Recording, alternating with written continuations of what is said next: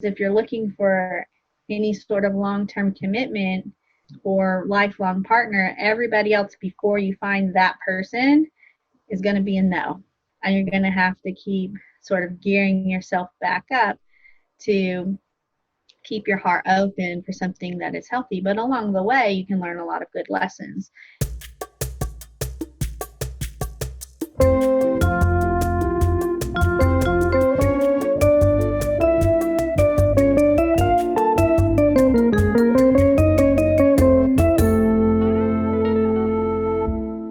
What up? What up?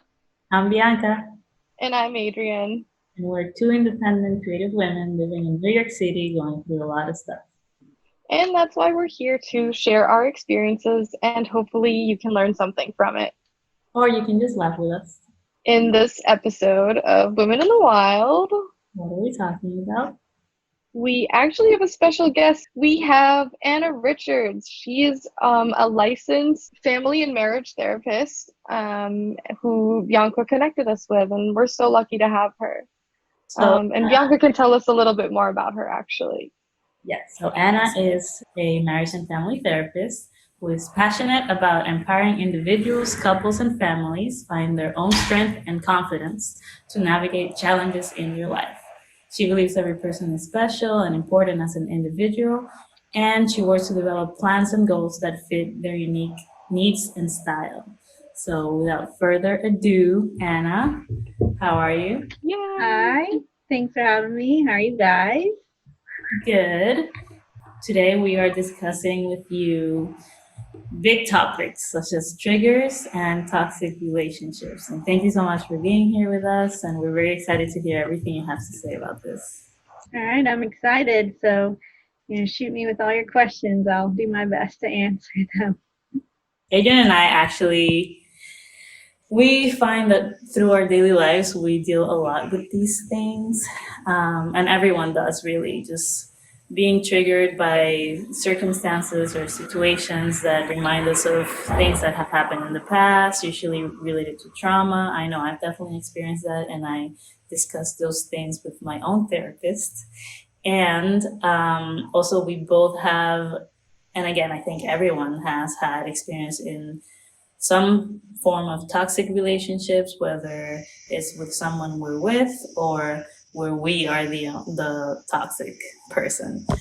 And so we have written down a few questions that we think everyone could learn from, just knowing what the right approach is based on a professional like you. And we can jump right into them. So, Adrian, do you want to ask the first one? Yeah, so one of the questions that we kind of came up with is like, what and how do we really begin to identify triggers? It's sometimes, when you live a day-to-day life and you're inundated with a lot of things, especially for Bianca and I specifically, we live in New York City. It's very difficult, like, to figure out how to even identify if we're being triggered. What are some easy ways that we can kind of identify that? Sure. So, when you think about triggers, the trigger is something that sparks an emotion or feeling in you. It's sort of like that initial red flag. So a trigger can be a good thing or a bad thing. It doesn't, a lot of people associate it with something negative, but it could be something positive. Like if you smell the wonderful smells from the bakery and you're like, I gotta go get a cinnamon roll. Like it triggers your taste buds. You wanted to go get that cinnamon roll or whatever it was from the bakery. But when we're talking about toxic relationships or anything like that, trauma related, triggers are usually related to trauma in that negative sense. And so it sparks an emotion or a feeling. But what is it, right? So it can be usually anything related to your five senses, a noise, a smell, somebody says a certain phrase, or you see a certain sight, maybe it's a person, maybe it's a sound. With some clients that I used to work with in the past that had experienced a lot of abuse in their childhood, the sound of jingling keys were a trigger for them because it meant their abuser was coming home. And so that would trigger an emotion of fear for them. Or for me specifically, I remember when I was 13 and my cousin passed away, there was this girl who sat in the funeral in front of me with a specific perfume. And to this day, if I smell that perfume, I'm instantly transported back to that funeral. And I remember the smell. And so that smell is a trigger for me. And so the trigger is something sensory that triggers your brain, and then it sparks an emotion or feeling. So you don't control your triggers, and that's important to know. The important thing is to learn what they are, and then once you learn what they are, then you can figure out how to navigate them. Triggers are meant to be good for you because it's your brain sensing danger if you're talking about them in a negative sense. And so it's saying, red alert, pay attention. You know, you need to do something about this. And so I'll get into it with the other questions. But sometimes once we've experienced trauma and then we have that trigger, those triggers show up in situations that aren't emergencies. And that's when you need to learn to cope with them so that you're not treating every scenario like it's a major crisis if it's not really. Does that answer your question? Yes. Yeah. I can actually talk about a personal experience, and Bianca went through it with me recently. And in fact, like, kind of helped me a little bit through it. It's not solved, but it's definitely a lot better. But a personal trigger of mine is the ocean, or just anything sea related, anything where I can't, body of water that you cannot see under and you have no control over. Pools are fine, that's okay. Other than that, I'm all right.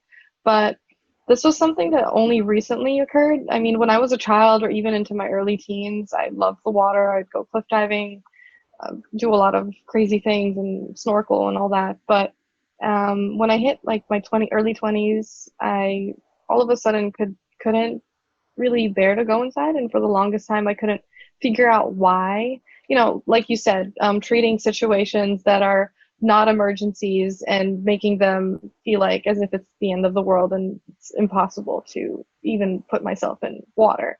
But later on, I also worked with my own therapist and psychologist, and with that, we found that my father had passed away at the age of 19 and had drowned in an accident due to an undercurrent in the ocean. So I think what we figured out in a couple sessions is that I was projecting that as if, because I've outlived my father, I didn't want to then risk anything more, because that's I feel, and also the other things that we work through is that I also look very much like him, and a lot of people attribute me as like his legacy or his carbon copy. So in order to live on, I have to then preserve it. So I feel like I can't even go into the ocean. But recently I was able to go in with a group of friends to the beach, and they surrounded me, and Bianca made me feel safe and assured and didn't rush me into anything, and didn't force me into anything. It was just like, okay, this is just happening, like, and assured me that like it's all right and that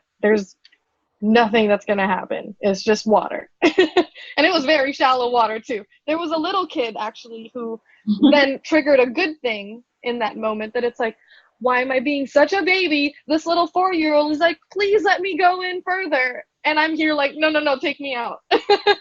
So that also was a little awakening. And that wouldn't have happened if I didn't even get in the first place. So that was really nice.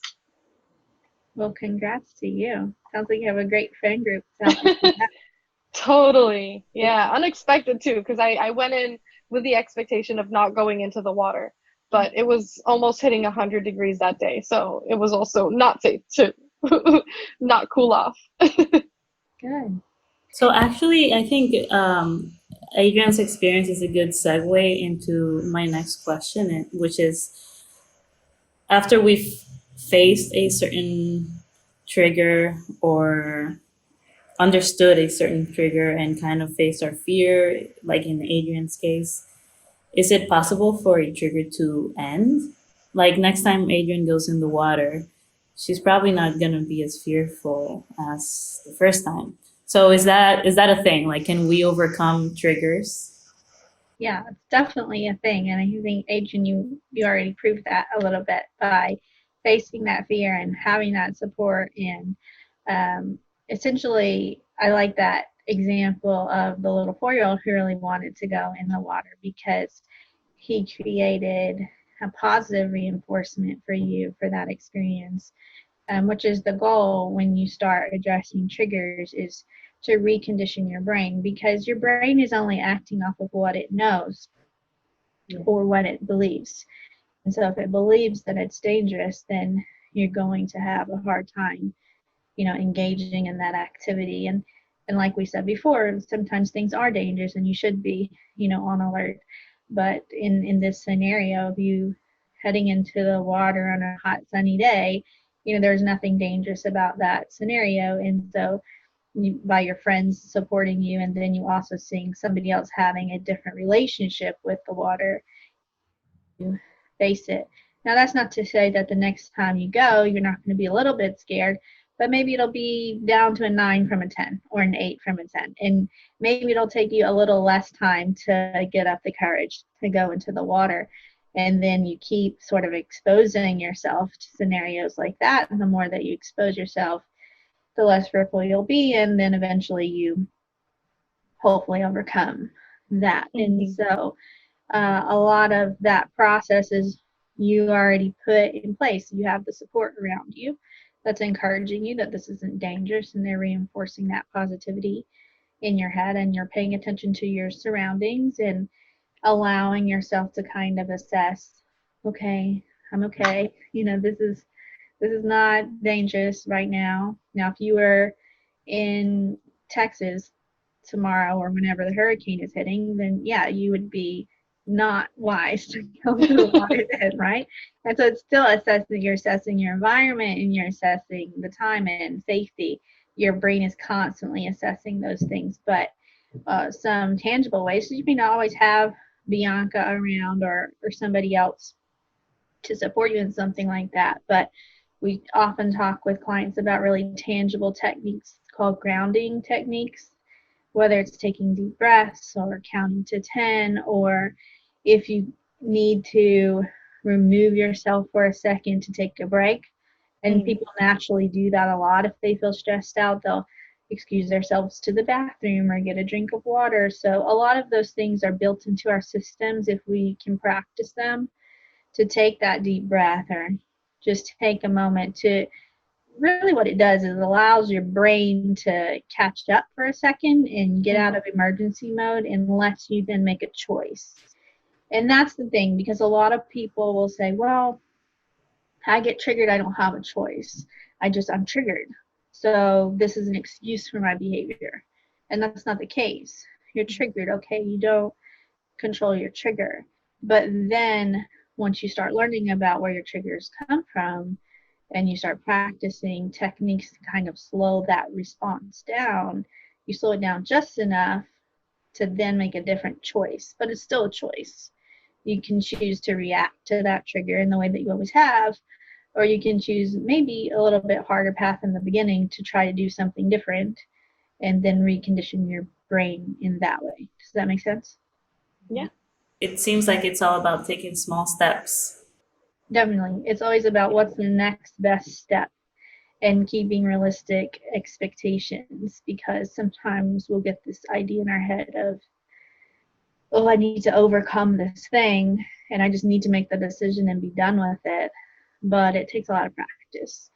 And I talk to people a lot about how somewhere along the way, I think we've forgotten, when we're babies, we learn to crawl and then walk and then run. And there's a lot of falling down involved in those processes. But I don't see very many babies giving up on learning how to walk. Like, they're determined to figure it out. And yet a lot of my clients as adults think, oh, well, I'm going to do this thing. And they get so discouraged and disappointed when they don't get it right the first time, instead of remembering that everything is a process and you have to make a decision you want to do something differently, but then you have to actually do the work and go through the process to learn something different. It takes time. Yeah. I gotta say, I did jump at the chance of dipping my feet into the water, but I did not submerge my body that day. That was not a day for submerging, but I didn't hesitate when they were like, let's go dip our feet into the water, because when I went with Bianca, it was like, there's no way, I'm really not going. But this time I'm like, oh yeah, dip my feet, sure. But that's about it.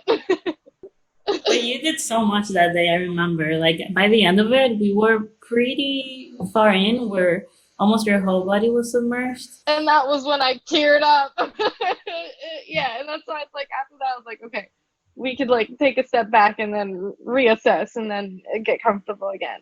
And I'm just finding a better balance of like that relationship with like you said, reconditioning my brain, surrounding myself with like positive surroundings, like those children. Right. And it's okay for you like go a little bit too far in the water and figure out, oh no, that was too much. It was overwhelming Yeah. for me, and then take a step back. We do that kind of process in therapy all the time. I'm checking in like, are you sure you can tolerate this? You're not overwhelmed, because that's not the point. It's supposed to be uncomfortable when you're trying something new, but you shouldn't be completely overwhelmed that you can't function.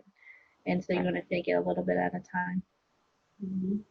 Yeah. Well, Bianca was a solid anchor that day. I gotta say, I think I hung on to her like a koala. It was, yeah. Literal anchor. Because I was like trying to stay still as much as I could because Adrian was just grabbing onto me. And the waves were really strong that day. Actually, it was, yeah. Anyway, so yeah. Did you want to add anything to that? I think that really answered a lot of things and really sounds very helpful and applicable to a lot of our listeners as well. Before we move into toxicity and toxic relationships and all that, I'm just wondering how does one know if something is real or if it's a trigger? Because the triggers I've had that I can remember recently are more related to, let's say, a treatment I received for a really long time, and then someone in the present who is not the person who treated me badly in the past, but like a good person in my present, does something similar, and then my brain automatically goes to, this is a bad person. You have to protect yourself. Like, how do you know if that's an actual bad person in your present or if it's just a trigger and your brain is overreacting? Last trigger question. Yeah, so that happens a lot. Either we've had a negative experience in a relationship or just a history of negative relationships, maybe. And so it's hard to determine, is this a good person? Is this a bad person? And they may not actually be giving you red flags, but because you're so conditioned to be on guard of being in an unsafe situation. And when I say unsafe, it may be physically, emotionally, like it could be not just I think they're going to hurt me physically, but it could be emotionally unsafe and in other ways, not feeling comfortable around people. And so you automatically sort of default to that in a new relationship. So it runs the same course, right? Of, well, we know that not every relationship is unhealthy, but you have to work at making healthy relationships. And so if you know that you've been in relationships that aren't healthy, but maybe they're really familiar to you, then you have to maybe take extra time to get to know somebody and have somebody on your inner circle. Like if you're good friends with Adrian, like a second viewpoint to double check you if you're uncertain of yourself, of do you see any red flags in this person, or and have sort of that sounding board for you. And that's why it's really good to have a support system too, to help you weed through that when you're not sure, like, is this real or am I making this up in my head about certain red flags? Or if you don't have friends like that, get a therapist and do that with your therapist and work through those things to say, okay, am I just making this up because I'm self-sabotaging myself and I'm afraid that this is going to be bad, so let me just go ahead and make it bad. That's what people do sometimes. Or am I just worried and I need to do some general exploration because we don't want to jump in to the deep blue ocean, Adrian, right? Yes. Until we figure out Good that there are no sharks analogy. there.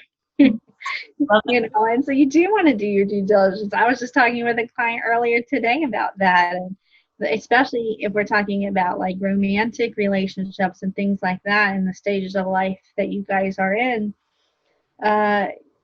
The reality is if you're looking for any sort of long-term commitment, or lifelong partner, everybody else before you find that person is going to be a no.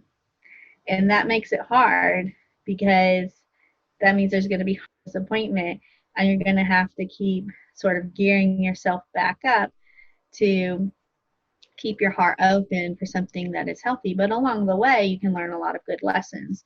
But a lot has to do on how you're framing your perspectives and who you have in your ear or how much advice you're taking. Some people take advice from too many people, and then it gets confusing because there's too much noise, and sometimes we are afraid to trust our own intuition, but we need to. So I don't know, there's a lot of variables there, Bianca, but does that help that question? I think that was a very helpful answer, and it's very practical too. I guess basically just have a solid group of people that care about you to help you assess situations, and know who to take advice from, which is a great leadway to our first toxic relationship question. I'll let Adrian ask it though, because I've had so many questions. How to determine when a situation becomes toxic. So, so the important thing about that is a lot of times we use this term relationship and people automatically hop into, oh, romantic relationships. But any relationship can be toxic. It can be a romantic relationship, a friend's relationship, a parent-child relationship, siblings, whatever, you name it, employer, any relationship can be toxic. And how you figure out if something is a toxic relationship is usually there's a severe imbalance of power. Like there's somebody who is maybe exhibiting forms of abuse or manipulation or control, or they refuse to listen to anything that you have to say. They never take fault or blame for anything. They don't say sorry. They lie. Or like after you have an argument, they're very spiteful. They're not willing to forgive or work through it. They might spread rumors about you. All these things would be encompassed, but not limited to, the list of things that could be toxic in a relationship. That being said, I think there is the possibility or the potential for all of us to exhibit some of these things from time to time, because none of us are perfect. So we can all act toxic sometimes, and it doesn't equate to our whole relationship is toxic. So that's an important distinction, and it's something that I talk about often, especially in couples, because sometimes in my couples clients relationships, the relationships are so intimate that people feel safe to be their worst, if that makes sense. And so we don't necessarily show up as our best selves in our most comfortable space because it's safer to do that. Does that make sense? That's kind of a different way to say it for the people in the back. That was very enlightening. Yeah. So there's always, I think, growth in most all of us, that there are pieces of us that we can work on to put our toxicity in check. But now that list that I kind of went through is like, oh, every single thing or the majority of these things is everything my relationship is, then you're probably, best bet is you're in a toxic relationship. So does that answer that question? Totally. And I love that you have a full list, because I think people equate toxicity to very specific one or two things, like, oh, if it's an physically abusive relationship, it's toxic, or if they make all the decisions, it's toxic. But there's a lot more than that, and sometimes it's things that we don't think of, like emotional abuse, even mental. So it's good to have a list and kind of evaluate through all those things. Yeah, I just put a disclaimer out there because we did mention the word abuse, right? And people do sometimes get confused with that, and toxicity can be on different levels. But obviously, if you're actually experiencing abuse, then you need to be able to reach out to somebody who can help you. So there's hotlines for abuse. You can Google it about what does the power and control look like in an abusive relationship, you can Google power and control wheel, and it'll pop up on domestic violence websites, and you can easily see how that circle of abuse happens and all the characteristics of it.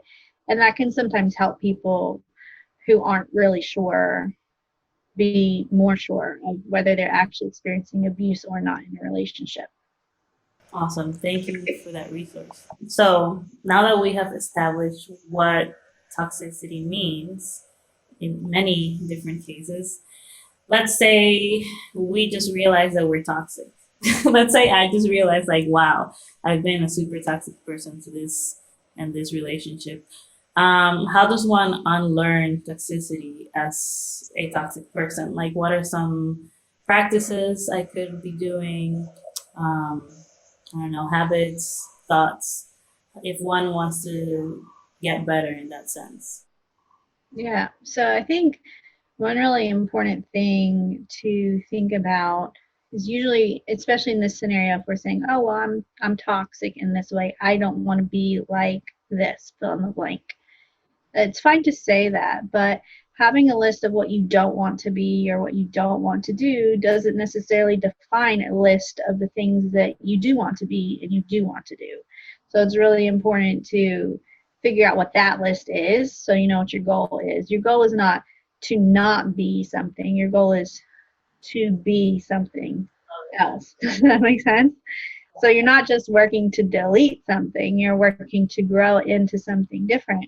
But if you don't know what that is and you haven't defined it, then how do you get there, right? And so you have to, I mean, sometimes I say clients just make your don't do list or don't want to be list and then translate it like you're translating English to Spanish Yeah. and switch it to, okay, now I'm going to switch it over and flip that script and make it into I want to do this or I want to be this. And then you work backwards from there. So you get your want to list or I want to be this list and figure, okay, well, what are the steps that I need to take in order to reach that ultimate goal? And it might be a lot of things, but you can kind of work backwards and make a list of things, whether it's by yourself or with your friend or with a therapist, whatever works for you. Many people can do this of their own accord, and some people want professional support. It doesn't matter.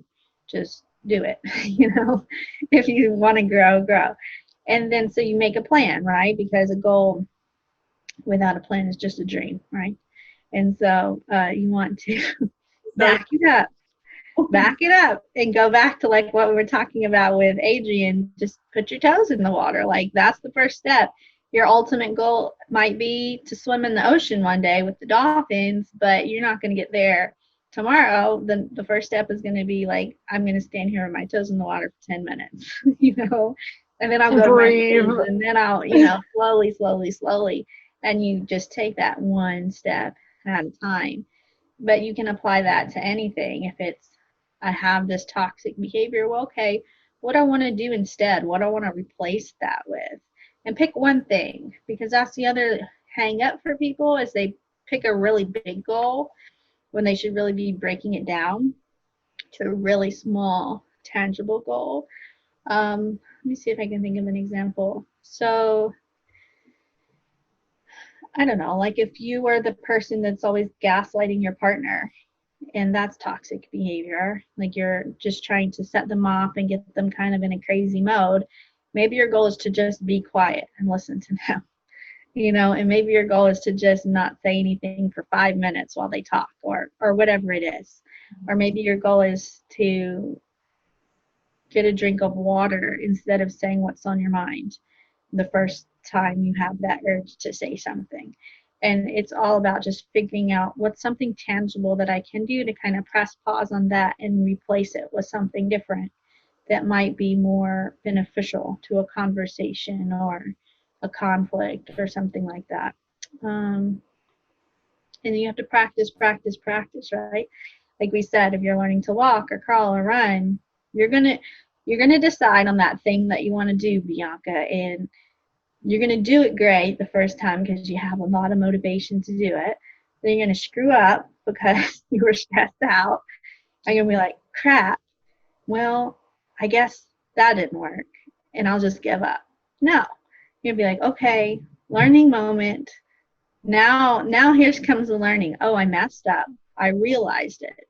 That's the key. And I'm gonna pause and I'm gonna like think about it or reflect on it and say, okay, what can I do better next time? So it's not will you fall or will I not fall? It's when you fall, are you gonna get back up and try again? Because you will. You're not gonna get it right. And so that those are the people that are successful. They're not saying, oh, I'm gonna do this, I'm gonna get it right the first time. That's not gonna happen. That's unrealistic. But it's I'm going to work on this thing. I know I won't get it always right, but when I don't, I'll learn from it and I'll get better the next time. Those are the people that are successful in achieving new things or changing behavior. Does that help? Yeah. Yeah. And I was thinking while you were saying that, that's probably how a lot of your couples clients work, right? Because I know that relationships only work if, and when there's a conflict, it can only get resolved if you can see that the other person is at least trying. So that sounded a lot like what you were saying. Like it's not that they'll become perfect, but like they're doing something that you can appreciate that at least they're trying Yeah. to get better. Yeah, a lot of it is checking your ego at the door again and again because as much as we say we want to do something different, in the moment we usually feel like we know what's best and we do it anyway, or we know that it's not best, but we push and do it anyway. And then we're remorseful after the fact, like, dang, I shouldn't have done that. But it's too late, you did it, right? And so then you got to go back and learn from it. And there's one couple I work with that I'm really fond of, and they've been working together for a long time, but it's been a long process for them. And there are some skills that we work on that I swear we've been working on for a year, but they've made so much progress, even if the progress is crap, we thought about this again. What can we do better? And it's just like getting it a little bit better each time. And we're going from like simple addition to multiplication, division, long division, right? Like slowly amp up the level on them each time we go through something, or just life happens. Sometimes you want to do something or change something and then life throws you a curveball, and so it's really hard to stay in your goal or stay on track. So you have to kind of be adjusting from all directions while you're trying to grow in one direction. So it's complicated for sure. You just have to decide to stick to the course, and the most important thing is that you have a really well defined why of why you want to do this thing. Because if you don't know what your why is, you won't stick to it. It'll just be like a fleeting thing. And it has to be for you. That's the other really hard thing is, especially for couples who are trying to stay intact, they'll do this thing for the other person because they want them to. They'll go to therapy or they'll work on this communication thing, but they're not doing it because they really want to change. They're doing it to appease another person, and that doesn't last. So it has to be whatever change you do has to be for you. You have to know why you really want to do it to make it stick. Yes. And I feel like all these answers that you're giving are applicable to so many areas of life because my mind went everywhere. Like, even when you're studying something or you really want to get a job and stuff like that, it's like you won't get your dream job right away. You have to work your way through, and you won't get an A in a class. You have to like remember to study every night, like little things like that. That I think like the same advice applies to almost anything you want to accomplish. Also, any goal that you have has to be for you and not for anything else, or else you'll probably not achieve it because you'll get bored along the way or you'll forget why you're doing it. Like stuff like that. I think this we're talking about toxicity and relationships, but this really goes all spectrum in life. Well, I'm in a new relationship right now. And so, while it's going great, I need to be cautious because when you make decisions while you're extremely happy, it benefits no one in the long run. So I've really tried to maintain balance and make sure that, the advice that you give is actually a great reminder of, you know, to keep asking myself why and to stay on that course of what is for me and what I actually do want. So that's a Yeah. very good reminder. Yeah, it's easy to get caught up in those new relationships and just kind of melt into the bliss of it all, the newness of it. And that's a very dangerous place to be because so many people lose their individuality in that process. And then something goes wrong and they're like, wait a second, who am I? Or what happened here? And so relationships are great when they work well and they're healthy, but relationships need to have healthy boundaries because you'll always be two people, two individuals with individual experiences and perspectives. And the idea is that you collaborate in a relationship, but you don't turn it into just what is it? I'm totally I had a brain fart. I'm so sorry. Oh, you don't morph into You don't that? turn into like a clone of each other, right? And so you fell in love or into like with the other person because of who they were before you met them. And so you're not trying to become them and they're not trying to become you. You want to maintain your individuality in the process. That's so important. And I think it's very easy for people, oh, like you're right about trying to become the other person, but there's also relationships where it's about pleasing one of those persons too, you know? And like it's easy when you're in love, it's easy to focus on pleasing the other one and then forget, like, wait, what about me? Like, what am I getting here? Like, it almost becomes, I don't know if this is the right word, but like a dictatorship is what comes to mind. Like, it's all about this one dominant person in the relationship. Right. So that's where you go back to assessing is it a toxic relationship or not? Because in a healthy relationship, you would both be encouraging each other to do your own things and to be your own person and to nourish that person who you were when you met each other. You know, keeping in mind that if you're in a long term relationship, the idea is that you'll continue to keep growing for the rest of your life. So you're not always going to be the same person. But if you're intentionally growing together and encouraging each other to grow, then you'll keep a pulse on where each other's at and know that you're still on the same page with each other instead of totally in different universes. But if it turns into this scenario to where it's only one person receiving and there's nothing reciprocated, then you have to start thinking about why aren't there healthy boundaries and why isn't there sort of a healthy balance of power in the relationship. I mean, naturally power shifts in a relationship, but it shouldn't be a gross imbalance to where somebody's never heard, somebody's never seen, somebody's never getting to have their needs fulfilled as well. Does that make sense? Yeah. I think we covered everything. I think we should really keep in mind all of this advice that Anna gave us. Because whether you're in a toxic relationship or not, I think all of it are good practices that we can normalize and we can like keep ourselves reminded of so that we don't turn into a toxic person. And also with regards to triggers, I think Anna gave us a very practical solution, which is take baby steps to really assess when a trigger comes to mind. Yeah, and a good support group also will be very good to keep around. Yeah, we really appreciate you coming to be our guest today, Anna. It was such a pleasure. I know now why Bianca raves about you. Thanks for having me, you guys. It was fun to talk with you and easy. You guys are fun to talk to. I'm surprised a whole hour went by.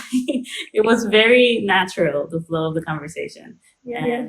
And we're super thankful to have you today. I hope our listeners can take your advice and that this kind of episode is really helpful to everyone. Yeah, so that's it for this week's episode, and we'll see you next Wednesday. Bye. Hey guys, so also we wanted to add at the very end of this episode that Anna actually has a website for a shop for self-care products and you guys should all check it out. It's called momentsandme.com. And with this episode, you can get a discount by using the code WILD when you check out. Yeah, they can use code WILD to get 25% off their whole order, to do any of those grounding techniques that we talked about, like taking a deep breath when you feel triggered, or reinforcing positive things with positive smells and things like that. I'm certainly going to use that code WILD for essential oils. I'm so excited. Oh, I love these lavender pillows. Are these the ones that you microwave? Yeah, Best you can thing. use them for so many things. Menstrual cramps, you definitely use it for that. But you know what? I didn't know that I learned is that they're also awesome if you have a baby and you're breastfeeding. And when you breastfeed, you could get like knots in your breast and they really hurt. But if you put lavender on it, it just makes them disappear. Yeah. Interesting. Okay, it's good to see you guys. Bye. Thank you so much. You're welcome.